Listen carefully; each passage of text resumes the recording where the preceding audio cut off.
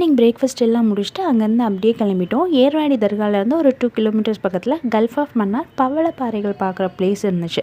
அங்கே உள்ள entry ஃபீஸாக per ஹெட்டுக்கு வந்து 200 ருபீஸ் வாங்குறாங்க. டைமிங் வந்து 10 to 2 o'clock. அந்த பிளேஸ் பார்க்குறதுக்கே அவ்வளோ அழகாக இருந்துச்சு.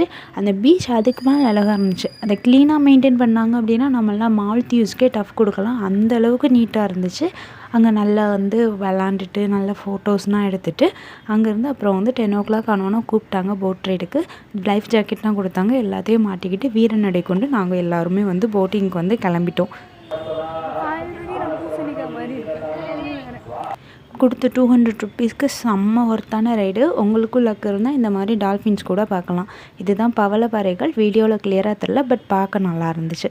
அங்கேருந்து அப்படியே ஒரு கடையில் வந்து அப்படி போயிட்டு மாங்காய் அப்புறம் மீன் அப்புறம் இன்னும் ஜூஸ் எல்லாம் வாங்கி குடிச்சிட்டு அங்கேருந்து நாங்கள் அப்படியே கிளம்பிட்டோம். அடுத்து எங்கெல்லாம் போனோம் அப்படிங்கிறத நெக்ஸ்ட் வீடியோவில் சொல்கிறேன்.